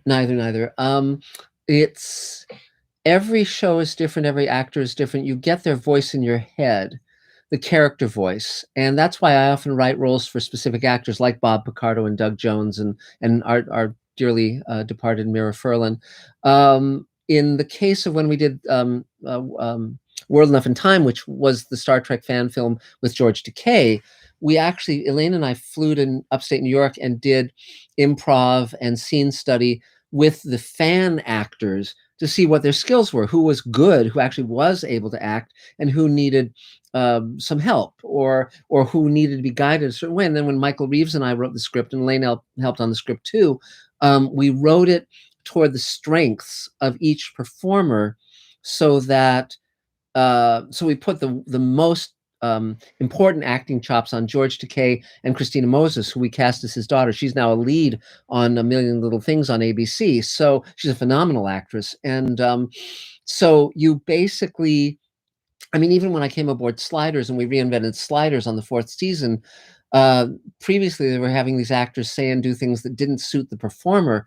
So the first thing we did was sit down with our actors and see what they liked, what they didn't like, what they thought was working on the show, what they thought wasn't working. And I wrote, I studied with a female lead on Sliders. I didn't like what she was doing on the show. So I watched movies she'd been in, and I realized that she was a good actor. They just weren't giving her things that worked for her. And so I rewrote her so that it would play to her strengths. And she really liked the scripts we were writing, and we had a great time that season. So it's a mixture of guiding, of learning the actor's language and then meeting them halfway. But if an actor has a problem with a line, you don't just say, well, just say the words. You say, okay, let's talk about that and come up with a solution that works for both of us. But you don't let them improv. That's not something. There are certain directors who like to improv with actors. That's not how I work. But anything you want to say? No. I mean, it really is important to like Spencer Tracy would say, cut my lines, because he was so deliver stuff with a look. Subtextual. Yeah. But some actors were just good with the patter, just amazing with the patter, and then you can write high verbal. Yeah. So you just see what each person's strength is. But the main thing is that it's about feeling and not intellectual stuff. You never want to sound like a broadsheet. No. So what I spend a lot of time doing is I put down the idea and then cutting Yes. until it's as few words as possible to give the actor. It's like writing music. You don't want to write too many words to the lyric, because then you drown the music and you don't let the performer do anything with the words. So in the same way, you try not to overtalk a thing, and you count on the performer. But also as you find the actors that you really like to write for and that resonate with what you're up to, you use them again and again, like Armin Shimmerman or Bob Picardo or Christina Moses. I mean, we have an ensemble of actors that we like to work with, and then you meet new people like Barbara Bain, and they're just terrific and they're on your wavelength. And so what you want is people who show up and are there to do the work and who want to really give it 110%. And then it's just joy, because we're all working toward the same purpose of creating something outstanding, which I just love doing. So there you have it. So let's see. So Brandon, I guess you're next. Go for it. Oh. Yeah. Unmuted. There you go. Yeah. Sorry for being late. I'm gonna be late to my own funeral at this rate. It's fine. First off, thank you to everybody on here and everybody on that's not here. I asked for reel over last week, and I got phenomenal input. So I'm recutting it now. Cool. And Right. yeah, and it was a table member that was able to get me some of the footage, and you guys are just absolutely fantastic. I really appreciate that. And brevity is not my strong suit, neither in the reel or on this rant.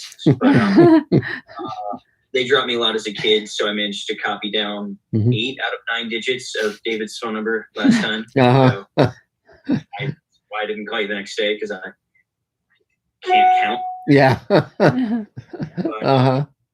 But yeah, no, things are going really well. I don't know. I've had 5 things just kind of fall out of the sky, and I'm really happy to be a part of all of them. And so, yeah, between now and mid-April, there's like 5 projects, and yeah, I'm really excited. So I don't know. I'm if anybody needs anything, I also have random gear and stuff. I think I emailed that to David, but I might have emailed it to the wrong David because again, the information wrapping is child trauma. Well, I'm sure you'll connect up, after this. So is there anything you need, Brandon? No, just thank you guys. Of Thank course. you guys for creating this space, and thank you all for participating in it. Like I'm really happy with the feedback. I'm going to share the latest iteration once that's cut together. And, great. Hopefully receive more feedback. Yeah. Yay! 3 cheers. Good work. So, is there another Mr. Sci-Fi question, Adam? Yes, and a really good one from Mark Lungo. Hi, Mark. We've been talking about we've talked a little bit about fan fiction. How would you feel about people writing Space Command fan fiction? And has anyone already done it? No one has done it yet, but I'm open to that. But I think they need to really kind of delve into where we are with the show. I think I'd be more interested in people writing fan fiction set in the universe, but not necessarily dealing with these characters, because these characters are headed toward a very specific place. And so, I mean, if it was fan fiction just for their own entertainment, that's fine, of course. But if they wanted to write stories, like, for instance, Grizzled Space Jockey is a great example of a story in the Space Command universe that's not dealing with the main characters. It's finding those little niches, those little openings where you can go and play. So in a way, it's the universe. I mean, it's just like with Star Trek and Star Wars. Those are such rich universes that there's almost an infinity of characters and places that you can go to, and that's a lot more fun, really. And so when we started the whole thing, we wanted engagement, and we thought, it'd be fun to have a site with fan fiction, sharing the universe. Yes, yeah, but so we'll see where it all leads. My goal right now is just to finish the first season, finish shooting the first season. It's such a shame we lost Mira. We can still get where we're going, but she was, of course, irreplaceable, and I'm so honored to have worked with her as much as we did. She was just great. So great. So Michelle, I guess to answer El John Areno's question. Yes. And for those who are curious, yes. I am completely, fully recovered from COVID-19. I've survived. Great. I have no residual, maybe like a little cough here and there, but good. Otherwise, I'm good now. Mazel tov. Right. And just to let everyone, to go out and about because I've checked all the CDC guidelines and everything. And, cool. Great. Well, I'm glad. And also, as we mentioned at the beginning, as many of you weren't here yet, Elaine and I just got the first shot of the vaccination, so that's very much of a relief, and hopefully we'll get the second shot and then be able to wander wherever we want and just have superpowers. Shot 1, take 2. Yes, there you go. So Michelle, it's your turn. Go for it. Oh, unmute. I have also had my first shot. Yay! Had a time delay, and I just looked at the little card they gave me that said, "This is when you should start, getting your second shot." But it doesn't have anything helpful about like who do you call and do you go through the same, searching high and low procedure. Jesus! Oh my God! So we'll see how that works. Yes. I have been swamped with my day job, which is annoying because I know that Dave has finally done the final edit, and I have not had a chance to really pay. Yes, thank you. I'm sure it's going to be wonderful, darling. That's not, it was 99% wonderful before. And I am reluctant to look at it until I can devote real concentration to it. You know, you're supposed to pay attention to it. And hopefully when people look at it, they'll pay attention to it and hire me. I have volunteered to read with a couple of people, and there were some folks who was trying to start a parallel, not parallel to the table, but a group that I think was extracting some people from the table that we should all be available to read with each other.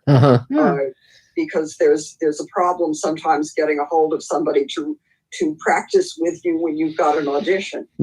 So I don't know whether that's really going to take shape or not, but it does seem to be a good thing to do. Yeah. Especially for those of us who are not living right next door to somebody else who's an actor. And I'm over on the west side, and the rest of the world seems to be in the valley. And you know, it's not something like I can go knock on somebody's door and say, "Hey, will you read this thing with me?" So this would be a good thing to work out. And if it does seem to be working out, I will pass it along to the table. So any actors on the table who would like to get into this, it seems like it would be helpful. One of the things I like about this group is that it isn't only actors. As you know, it doesn't help a lot for actors to only talk to other actors. In fact, it's probably damaging. So anyway, that's all I've got to say for the moment. And hopefully I'll have a whole hell of a lot more next time. Yay! 3 cheers. But that sounds like a good idea. Yes. Good idea. Yes. So, Adam, is there another Mr. Sci-Fi question? Yes, we have another Scott Baker question. Great. He asks, is there a how to produce on the cheap guide in print? When I worked on a Japanese TV show, the director amazed me with how she found cheap alternatives to expensive technology. There's a really good class called the No Budget Film School. And I don't know if he's done a book, but his name is Mark Stolaroff. And I took the class and I found it very, very instructive. You know, yes. I mean, I would start there, frankly. You know, one has to be just endlessly inventive. You know, I think it would be, if you really wanted to learn how to do this stuff, you should start a podcast where you interview people who've made brilliantly inventive low budget films, because I mean, you know, Jim Cameron, you know, David Bartlett talks about working with him on Galaxy of Terror.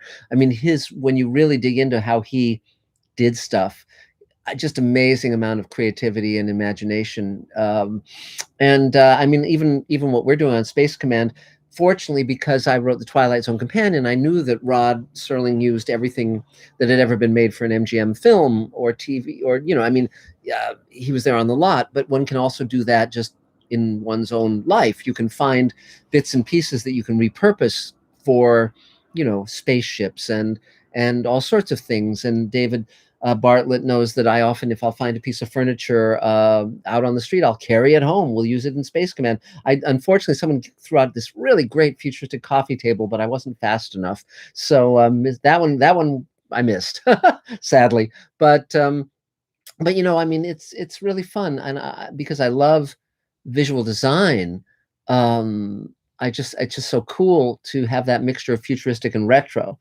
that it's really, really cool. And science fiction films, you know, have such great production design often that you can, you know, pull stuff together that's just really, really, really striking. A lot of it, you know, Spielberg is sort of not Spielberg, Kubrick. Stanley Kubrick is the one who really kind of understood that it's basically what really makes a science fiction set often work is just a repeated geometry. So you just have a geometric shape that then repeats. And that's been utilized in a lot of science fiction films and TV shows ever since. And he got that from a Czechoslovakian film that was little seen, but I've actually seen it. It's called Icarus 1B. And if you watch that, you can really see where the inspiration comes from. So cool stuff. So let's see. Add to that, Mark. Yeah. There's a great book out called, I'm gonna write that down. A Rebel Without a Crew. Yeah. Which was written by Robert Rodriguez. Robert Rodriguez has a brilliant philosophy. He says, don't rent anything. Either buy the equipment or the materials or borrow it. Because renting is just money right in the toilet. I'm like, well, that's an interesting way to look at it. And I read his whole book, and it's fascinating. He made his first film in 16 millimeter with a borrowed camera, and his mother made the crew lunches to survive the shoot. And I think he spent $16,000 on the whole film. And Yes. It was released by Columbia Pictures, and it was grossing something like $30 million. So now it's that a very interesting book because yes. he is a strong believer in the low budget or no budget filmmaking process, and you can get a lot from that book. There are other books too. I used to do a seminar in micro budget filmmaking. In fact, ironically, Mark and Elaine showed me a handout for my seminar that they had taken from me before we had met without knowing who I was, without me knowing that they were there. It got stuck to the bottom of my shoe. I think that's how I ended up with it. I don't know. It just appeared one day. Basically, man, it's not done like a micro budget film. I'll tell you that. Well, but, in any case, that's a great book to read, and I can think of some others. I'll put yes. them on post here. But it's really important to understand that you can do any film you want to if you just put your mind to it and are clever enough and stick to it long enough. Yes, you can absolutely do that, and just don't give up. So I guess that's a theme for me for tonight. Yeah, and one thing about this one. Yes, that's a really good book, From Real to Deal. We recommend that. The one thing I'll say about Robert Rodriguez, though, is it's misleading when he talks about that, because once the studio picked it up, they put a fair chunk of change into making it releasable, and so they put $200,000 into the post, right, 35 prints, and a blow up, and right, a proper sound mix. Yeah. So again, not but that misleading. He didn't reshoot it. Though the one thing I will say that's very, very useful in terms of his origin myth is he came out of comic books. He was a comic book artist, and so he storyboarded his entire film, and that's enormously useful to know what you want, how you can make shots dynamic, and so if one studies how comic books are, how the storytelling works in comic books, and if one can sort of even do little thumbnails of that, like for instance Ridley Scott, I mean, I love his thumbnails because they're so so simple but so clear, and he comes from an art background as well, and but the main thing that will actually allow you to get stuff made are two things. One is the decision that you're going to make it, and second, accepting that you're unstoppable, just not getting stopped no matter what,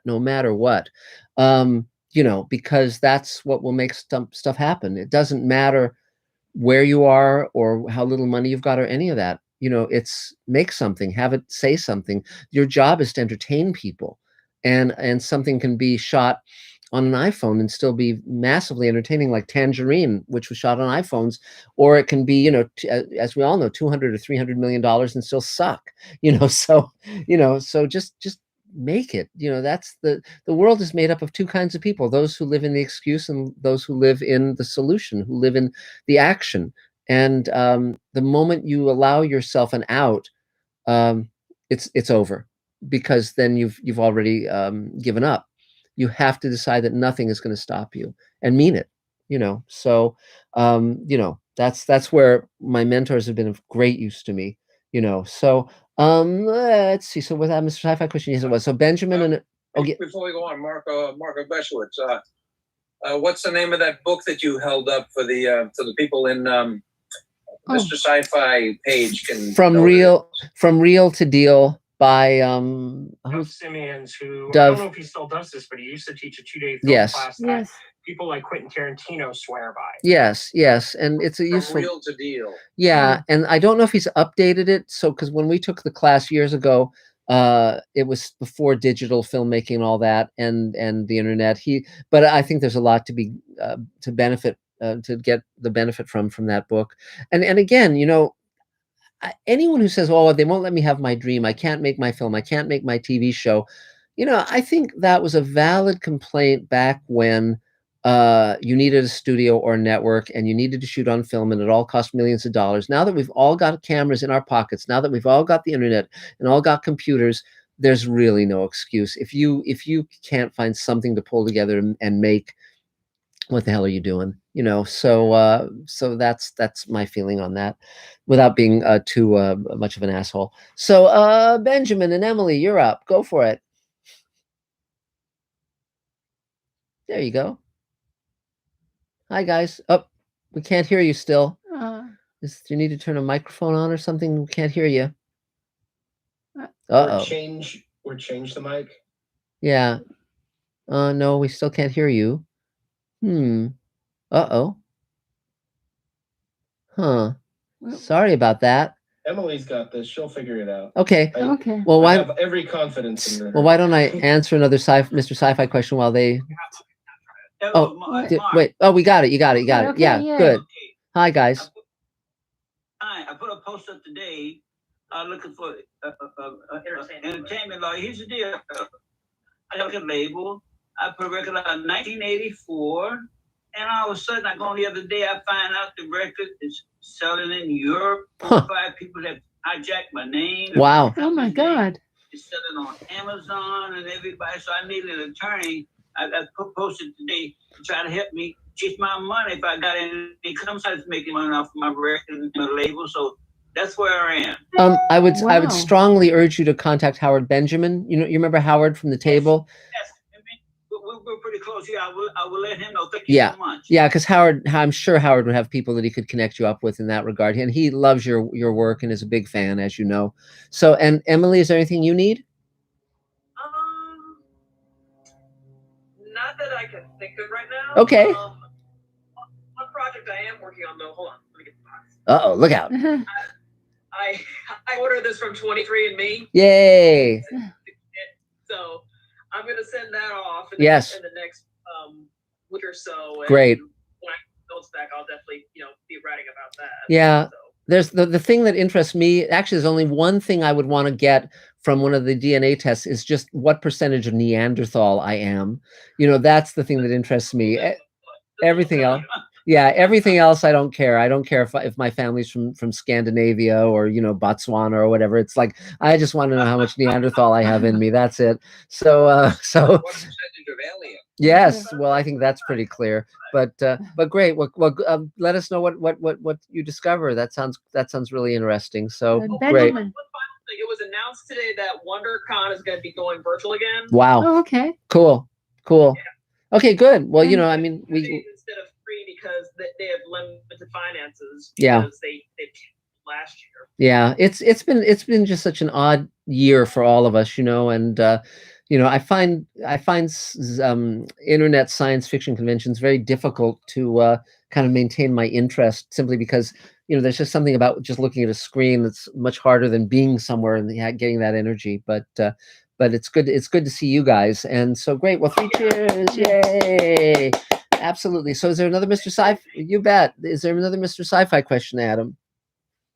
Yes, we've got a question from Matthew Sharp. Hello, Matthew. Who asks, curious to know your thoughts on Gina Carano's firing from the Mandalorian. Yeah. And also, have you seen The Mandalorian yet? I've seen only a little of it, and I want to watch it because I've heard such good things about it. I'm so fascinated by the technology that they're utilizing. I have very mixed feelings about the whole thing with Gina. I think she's a talented actress and stunt person, and it's a shame. I mean, I can understand where they were feeling that she was saying things that were inappropriate, but I still think if it had been my call, I probably wouldn't have fired her simply because I think that, she wasn't beating a kid. She was just expressing opinions that were, far right, but it's sort of like I feel bad if someone loses their livelihood just because they've got some crackpot idea, unless they're doing something actively. It's one thing to hurt someone's feelings, but it's another thing to do actual physical harm in the world. The people who exterminated my family are very different from people who just sort of equate, the extermination of the Jews to being a conservative in Hollywood. It's an insensitive and ill-chosen analogy, but I'm not all up in arms about it. And I feel that having because so many people on the left have been blacklisted and lost their jobs and so forth. I'm very hypersensitive to that as an issue. And in fact, many of those who are on the table know that I just put on an email saying I won't be posting my Mr. Politics updates on the table because we want to welcome people of all political stripes. And I don't want people to feel excluded. And so so if it had been my call, and again, I haven't researched this deeply, so she may have been doing things even more egregious, but just what I've seen in terms of what she expressed, it was ill-informed and she was sort of foolish to do it, but I wouldn't have fired her, not for that. I think people have a right to express their opinions, but that's just my feeling on that one. So I guess now it's Elaine, right? It's Elaine, wonderful. Yay. Elaine, go for it, Elaine, yay. Well, my chainsaw story, okay, is I went in long ago to a multiplex. Yes. And I was not about to watch a horror movie. It was a multiplex, and I got there really early and was waiting for my movie to start. So I was out in the lobby, and every now and then someone would come out of the chainsaw movie to use the restroom or to get popcorn. Yeah. And every time they would come out, I would hear, and then the door would close. Yes. And then somebody else would come out and be saw, and then back in. Right. And that went on. It's like people would come and go. Yes. And every time they come in or out, I would hear this sound. and I'd be thinking, what a That's peculiar funny. movie. Yes. Yes. I sort of determined I don't like horror, but I sort of determined I would not particularly see that one, especially see that one. Yes. So that was my chainsaw. I just heard the sound, and every time they came out, I heard no dialogue, just screaming and the buzzing of a saw. That's great. I wonder what kind of people that sends to the snack bar. Yes. Yes, exactly. Yes. And one thing I should mention, just as a parenthetical, is that both Psycho and the Texas Chainsaw Massacre are based on the same serial killer, Ed Gein. And there's actually a book out now about him. So if one was curious to find out who the real guy was and what he did, which was pretty creepy, you could research that and go to that book. So there you go. So okay, but go ahead, Elaine. You have the floor. So just keeping busy. We Mark and I just finished doing a rewrite on we're calling it the framing story because it's a flash forward on the Space Command. Command. What made it extremely hard was that included Mira. It was a portal for Mira that would move her into the rest of the entire season. series. Yeah. And so we had to rewrite that. So we had to rewrite it, and I will be asking Dave to seek some found footage of her because we have some non-speaking moments of her looking at something, or with some things it's just her back, but just bits and pieces of her with found footage that we can orchestrate. So we gave her a heroic ending. Yes, a very heroic ending, true to her ideals, but we had to rewrite it to where she had. Well, we were determining what to do. We weren't going to recast the role because she was irreplaceable, and so was the question of basically just how to give her a good exit that would be respectful and denoting the role she had in the show. So in the previous, she ended up walking off with someone in the previous, but in the pilot, but we for plotting reasons and other reasons, we wanted to bring her into the framing story and create a heroic death. Mm-hmm. And so we just finished, pushing it back and forth today. Right.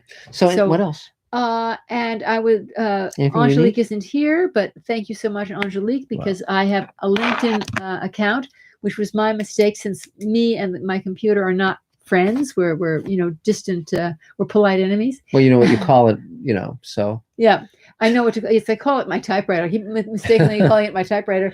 But so I'm going to make a big appearance on LinkedIn, and thanks to Dave, who helped find some of my missing material. Angelique is putting it all together, so that's amazing. So outside of because I'm trying to get everything, get a lot of my product out there, and I've been subsumed with Space Command, so I'm trying to get like a series of films that I've written out there with more alliances. So that's fun and interesting. So I was doing that and just keeping busy. And every time I bring out Voiceless Roar, we have Michelle Hardin, not her role, but I always update it for the current politics. And so it's not like a political screed, but it has to do with the sensibilities of what's going on around us. So every time I'm about to bring it out again, which I'm hoping to bring it out again, I do a polish that speaks to, let's say, the trauma of the decade. And there's a very specific trauma of the decade in that people can't seem to agree to simply disagree, which is terrible in a democracy. Yeah. So, so it's more addressing that kind of tolerance, as well as the respect for the little guy, but the kind of tolerance of saying what makes America great is the very fact that we are a melting pot and we do have differences. So again, I'm going to be doing a polish as I get that out, but that Great. doesn't affect Michelle's part, but it does affect some of our, a little bit of the rest. So it's going in for politics. Pretty busy right now, Yes. and busy with Space Command. Yay! 3 cheers! Yay, Elaine. So is there another Mr. Sci-Fi question, Adam? I think I can scrounge up one more Mr. Sci-Fi question. Yes. We've got a question from Kevin Scott, 76. Hello, Kevin. Who asks, how soon do you think we'll have a film crew on the moon and or orbiting the moon for a TV or movie project? That's a really interesting question. There are many crews, of course, that should be sent there that we've all worked with, but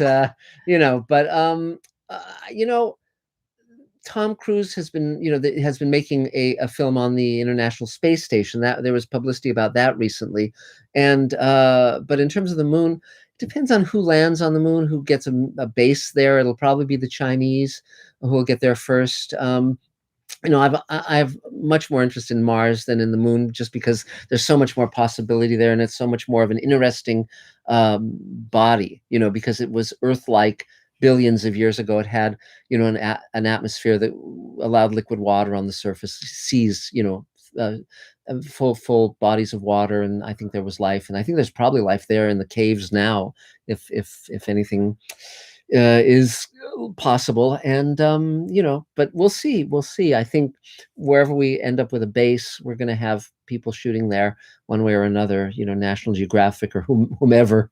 So that'll be happening. So now I guess it's me, wonderful me. So lots is happening.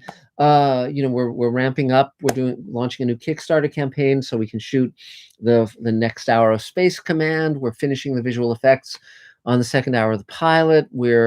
I'm writing the Greenlighting Yourself book. That's coming along very well. Just got a spacesuit from the movie Red Planet, not the helmet, but the suit, which is really cool. It was Val Kilmer's suit. And I'd heard the rumor on that movie that Val Kilmer and the secondary male lead, I can't remember his name right now, hated each other so much they would not be in a shot together. So any shots that show both of them were actually split screen. Isn't that interesting?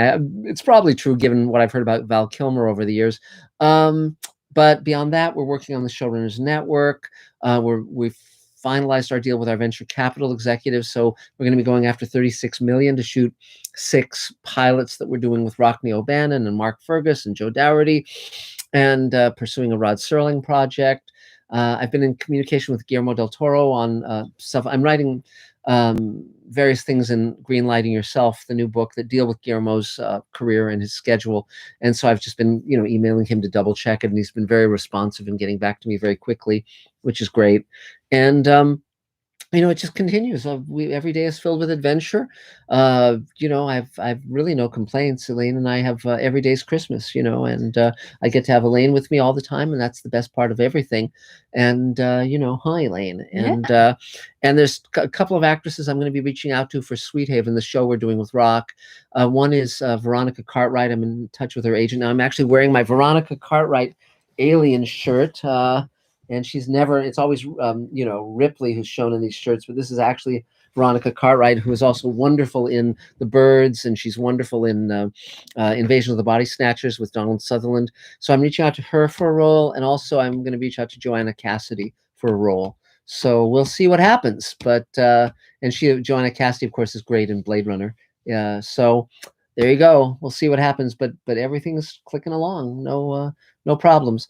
And that's about it. So I think we've come to the end of our. Well, doesn't somebody pay? Yeah. I answered that question, okay, sweetie. Yeah. So I think unless anyone else has a question or a concern, I think we're good. Yeah. We're here every Thursday at 5:30, and thank you all for being here. It's great to have these times with everyone, and soon we'll all get our vaccinations, and we'll all be able to see each other in person, and we'll have the premiere for Space Command and the table party, and and people come on the set and be part of Space Command and the shoot and all of that. So thank you all for making our life so very, very good, and we'll see you next time. Bye, guys. Bye. Bye. Take care. Thanks, guys. Bye. Bye, guys. We'll see you next time.